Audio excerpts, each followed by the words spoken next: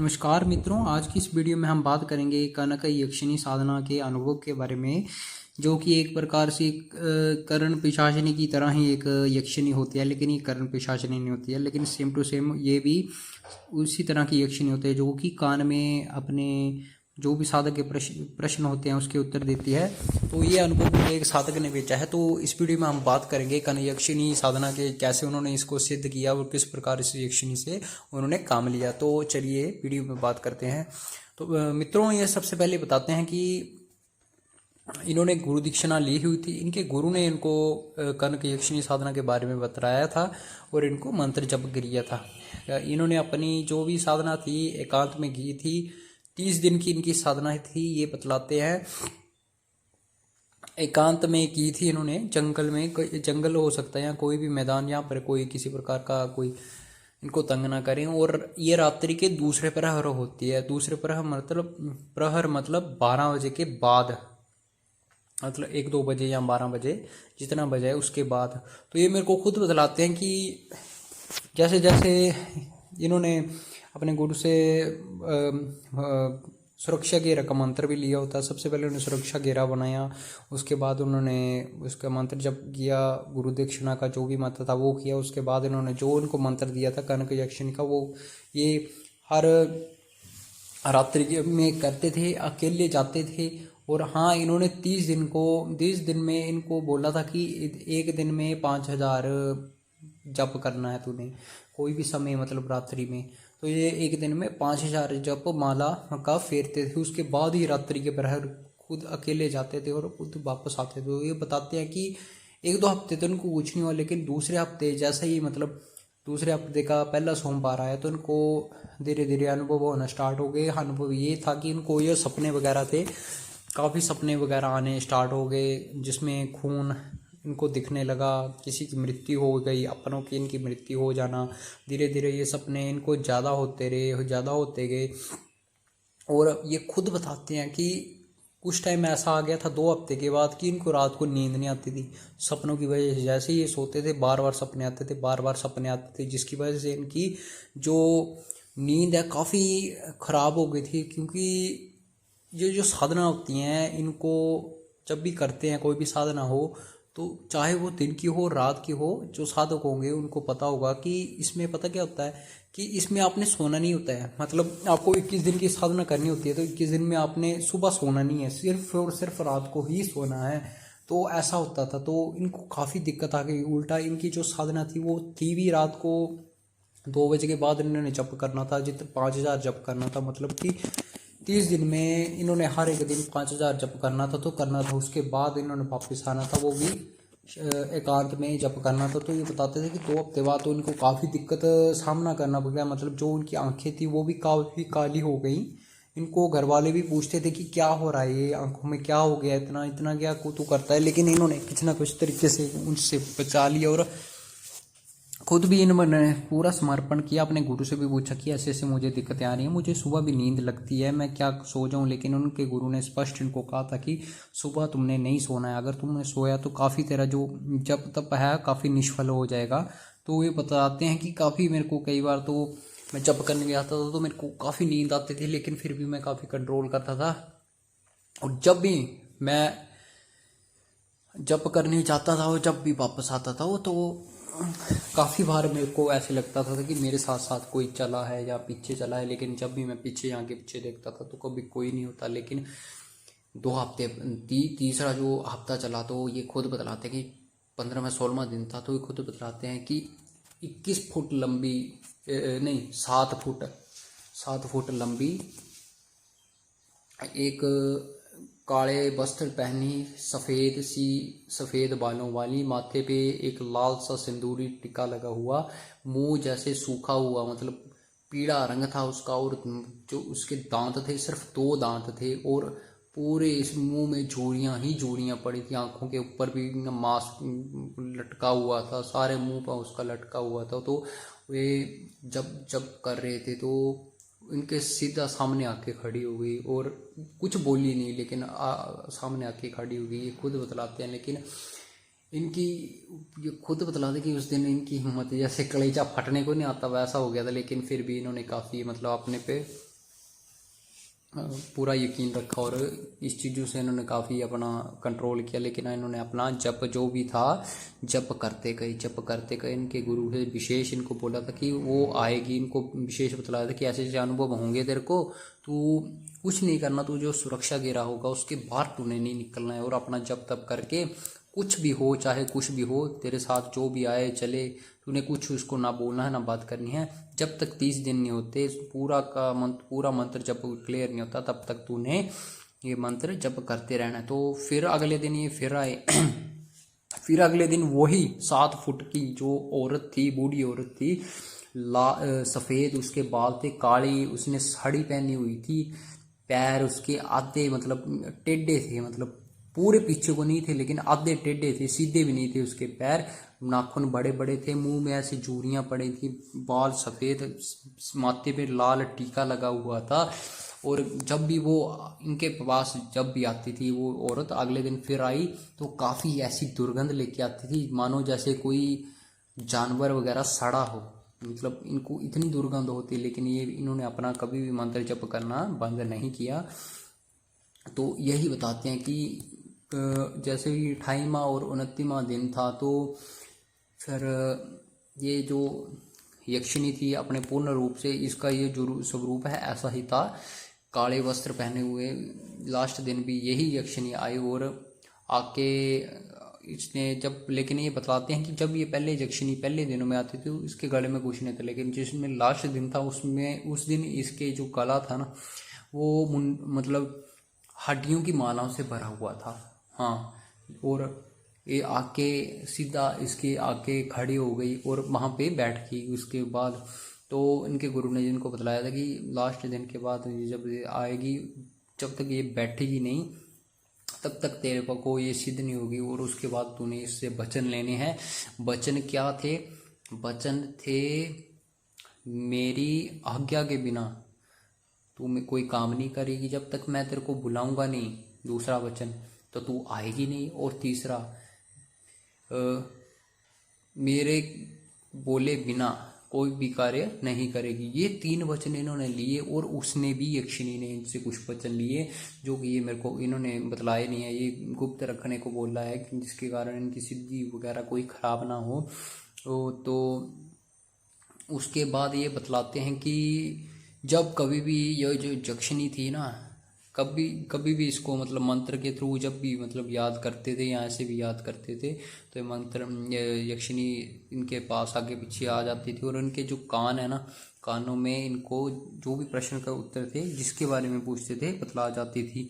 ये खुद बतलाते हैं कि उसके बाद इन्होंने ये खुद बतलाते हैं कि धीरे धीरे जब भी जैसे मतलब इन्होंने सिद्धि पूर्ण कर ली थी तो धीरे धीरे ये फिर अपनी रेगुलर रूटीन में जाना स्टार्ट हो गए थे। लेकिन ये धीरे धीरे जब भी दोस्तों में बैठे होते थे, 4 बंदों में बैठे होते थे तो कभी भी बातें चलती थी तो इनकी बातें जब भी होती थी तो ये कान में पहले ही कुछ चीज़ों का पता कर लेते थे, और वो यक्षिणी भी इनको आराम से बता देती थी, और इनकी जो भी बातें धीरे धीरे सच होने लग पड़ी, और धीरे धीरे इनका भी एक प्रकार से नाम बनने लगा। लोग छोटी छोटी बातें इनसे पूछ करने लगे और ये भी उनको जवाब देने लगे। ये अपने मंत्रों के थ्रू एक और बात आपको बतला दूं मित्रों, जब भी कोई सिद्धि वगैरह होती है, चाहे वो सात्विक हो चाहे असात्विक हो, उसका जो मंत्र होता है ना उसको एक बार पुकारना होता है। जो सिद्धि किसी भी प्रकार की होती है वो सिद्ध की हुई चीज़ आपके पास आ जाती है, और आपके जिस प्रकार आपकी सिद्धि होती है उसी प्रकार आपको वो गुण देने लग पड़ते हैं, या इस प्रकार आपने काम लेना होता है तो वो काम का कार्य करना शुरू कर देती है। तो इन्होंने की थी कर्ण यक्षिणी साधना, तो उसमें ये होती थी कि इनके कान में सभी प्रकार के भूत भविष्य का तो नहीं लेकिन वर्तमान के बारे में पूरा ये यक्षिणी बतला देती। तो इसी प्रकार उन्होंने आगे फ़ायदा लिया। तो आगे जानते हैं इन्होंने क्या क्या किया। उसके बाद ये खुद बतलाते हैं कि इनका काफ़ी नाम होने लग पड़ा गांव में, इनको काफ़ी लोग जान लग पड़े दूर दूर से लोग भी आने लग पड़े, पूछने लग पड़े कि हमारा ऐसा ऐसा है, कारोबार है, ये है वो है। तो ये उनके उत्तर भी देने लग पड़े, और जो चीज़ें ये बतलाते थे पूर्णतः वो सत्य ही होती थी। ये खुद बतलाते हैं, एक बार ये खुद बतलाने की बात है, बताते हैं कि बहुत अच्छी इनके साथ घटना हुई थी कि एक बार इनके पास एक व्यक्ति विशेष आया था जो कि उनके माता पिता और उनके माता पिता को एक कहानी बतलाई थी कि जो तेरे दादा दादी थे, मतलब कि इनके पास जो व्यक्ति आया था वो बतलाते हैं कि इनके जो दादा दादी थे वो थे, मतलब दादा परदादे वो थे लुटेरे। तो उन्होंने लोगों से मतलब धन छीन के वो खुद मतलब खुद का गुजारा करते थे। तो वो ये बतलाते हैं कि हमारे पिता बोलते हैं कि उन्होंने एक बार सोना लूटा था, जितना भी सोना लूटा ना, मरने से पहले उन्होंने एक विशेष स्थान पे मतलब रख दिया था। तो वो उनके एक मतलब गांव के आसपास ही था। तो ये खुद इनके पापा ने इनको सुनाई बात। तो ये शायद एक अफवाह थी या जो भी था झूठ था, लेकिन ये उनसे पूछने आए थे जिन्होंने जिद की थी। तो जिस प्रकार इन्होंने उससे जिसने सिद्धि की थी उनसे पूछा, तो उन्होंने वो ये बतलाया कि हाँ, तेरे फादर जो भी दादा थे वो डाकू थे, और उन्होंने कहाँ वो जो भी सोने का वरा जो भी था थोड़ा बहुत कहाँ रखा है जाते जाते रखा है, मतलब जाते जाते क्या पहले ही रख देते, मतलब रखा है पहले से ही, लेकिन इतनी काफ़ी ज़्यादा मात्रा में नहीं है जितनी तू सोच रहा है। मतलब थोड़ा ही था, कोई 10-20 तोले था सोना, लेकिन वो सोना काफ़ी पुराना था और वो एक कपड़े में बांध के रखा था और मिट्टी में मतलब मिलीन हो गया था। तो इन्होंने वो चीज़ बतलाई भी इनको कि कहाँ पे ये चीज़ रखी होगी, तेरे घर से कितनी दूर थी। वो बतलाते हैं उनके घर के पास एक कुआं था, कुएं के पास एक वृक्ष था छोटा सा, मतलब आम का। तो वो काफ़ी बड़ा हो गया था, तो उसके आस पास ही उनकी जो मतलब जड़ होती है उनके पास ही उसने वो खोदा दबाया था इनके जो मतलब दादाजी थे ना। तो फिर उसके बाद ये खुद बताते हैं इन्होंने आम के वृक्ष के नीचे वो उस व्यक्ति ने खोदा और वो चीज़ सच में निकली। उसके बाद इनका और नाम हो गया। तो धीरे धीरे और काफ़ी इनका नाम ज़्यादा होने लगा। ये बहुत से इनके मतलब इन्होंने पैसे भी कमाए इसके थ्रू। खुद बतलाते हैं कि जो ये यक्षिणी होती है ना, जब भी इनके पास आती थी तो एक मतलब बीमार व्यक्ति की द्वारा जो दुर्गंध नहीं होती, उसी प्रकार इनकी दुर्गंध थी। और जब से इन्होंने ये इसकी सिद्धि की हुई थी ना, तब से इनके दिमाग में मिलीन विचार बहुत आ रहे थे। मतलब मिलीन विचार होते हैं कि गंदे विचार, मतलब ऐसी लालची टाइप, सोना, सुस्ती आना ज़्यादा, मतलब अपनी मन मर्जी करना, मर्जी से उठना, कोई कर्म कांड ना करना, विभिन्न प्रकार की रुचियाँ, नई नई चीज़ें लेना, या ऐसी ऐसी चीज़ें इनके दिमाग में बहुत आ रही थी। मतलब प्रभु भक्ति तो इनके दिमाग में मतलब एक हिसाब से इन्होंने छोड़ ही दी थी। और अपने जो गुरु थे ना जिनके द्वारा इन्होंने सिद्धि की थी, उनसे भी इन्होंने बातचीत करना बंद ही कर दी थी। लेकिन ये खुद बताते हैं इन्होंने काफ़ी पैसा कमाया। इस यक्षिणी की नेगेटिव बात ये बताते हैं कि ये थी कि जब ये यक्षिणी इससे ज़्यादा काम नहीं लिया जा सकता था। बोलने का मतलब ये था कि इसको बार बार मंत्रों द्वारा इसको बुलाकर अपना काम इससे बार बार नहीं पूछा जा सकता था। मतलब दिन के कोई 30-40 बंदे ही ये आते थे इनके पास, तो उनको ये बतलाते थे, उससे ज़्यादा बंदों को ये नहीं बतलाते थे। क्योंकि खुद बोलते हैं कि ये जो यक्षिणी थी उसका जो शरीर था वो था बूढ़ा, मतलब बूढ़ों की तरह था। तो वो उसको काम तो वो करती थी, लेकिन उसको मतलब ज़्यादा काम करने की आदत नहीं थी। तो वो आती भी थी तो धीरे धीरे इनको मतलब इनके पास आती थी और धीरे धीरे इनको कान में बतलाती थी। और ये जब बतलाते हैं, जब भी इनके कान में जब भी वो कुछ भी बतलाती थी तो काफ़ी दुर्गंध आती थी उसके मुंह में, जैसे उसने मतलब ब्रश ना किए हो या जो भी है दातन वगैरह नहीं किए हो, बड़ी गंदी सी स्मेल आती थी जैसे उनकी मतलब वृद्धों में आती है। लेकिन पैसों के चक्करों में ये भी पड़ गए थे उस टाइम। तो इन्होंने चलो अपना टाइम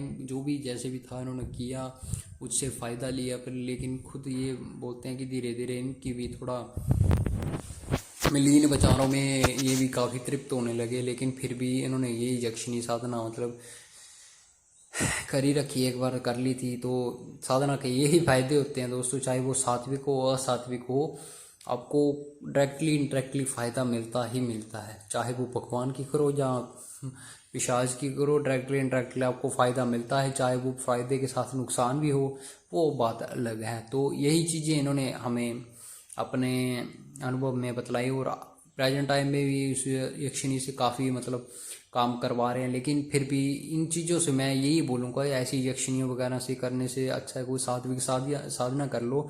क्योंकि ये असात्विक, जैसे तो सात्विक थी ये यक्षिणी, लेकिन कनक यक्षिणी थी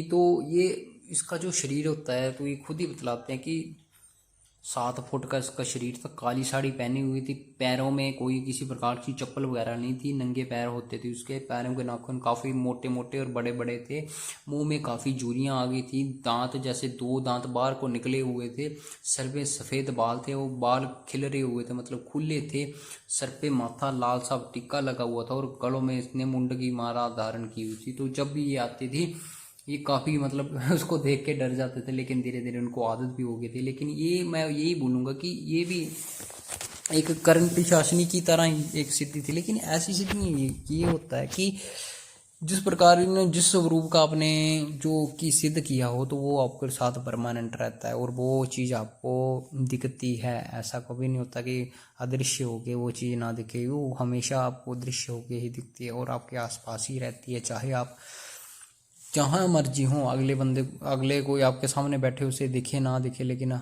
सभी मतलब आपको जरूर दिखेगी अगर आपने सिद्ध की हो। और ये तो उनको सिद्धि तो बड़ी बहुत आसान से होगी, ये सिद्धियाँ करना इतनी आसान की बात नहीं है। कई बंदे तो सिद्धियाँ करते करते ही मृत्यु की पागल या मृत्यु को प्राप्त हो जाते हैं। तो यही चीज़ें मतलब मैटर करती हैं कि काफ़ी आपने देखा होगा कि कुछ बंदे होंगे तो फोटो या नाम पे सब कुछ बता देते हैं कि तेरे घर में ऐसा है ऐसा है। तो ये ऐसी सिद्धियों के द्वारा ये चीज़ें होती हैं। तो मैं आपको यही बोलूँगा कि ऐसी सिद्धियों से दूर ही रहें तो अच्छा है, सात्विक सिद्धियाँ करें, उससे काफ़ी फ़ायदा हो। तो यही था, तब तक के लिए यही है। बाकी आपको किसी रिगार्डिंग आपने मेरे से आपका कोई सवाल हो, जवाब मतलब आपको परेशानी हो किसी प्रकार की, तो आप मेरे इंस्टाग्राम चैनल पे शेयर कर सकते हैं, टेलीग्राम चैनल भी मेरे चैनल पे होगा। तो आपको मेरे को दोनों जगह पे कहीं भी आप मेरे को बता सकते हो, तो मैं कोशिश करूँगा आपकी जो भी प्रॉब्लम हो आपको सोल्व कर दूँ। तब तक के लिए इतना ही। तो ये इतनी थी। अगर आप भी चाहते हैं मेरे को किसी प्रकार की अपनी अनुभव वगैरह या कोई किसी प्रकार की विशेष प्रकार की कोई कहानी भेजना चाहते हैं तो आप भेज सकते हैं मेरे को टेलीग्राम चैनल, इंस्टाग्राम चैनल पे, या मेल भी कर सकते हैं आपको मेरे को इसी चैनल पे। तो तब तक के लिए बाय बाय दोस्तों।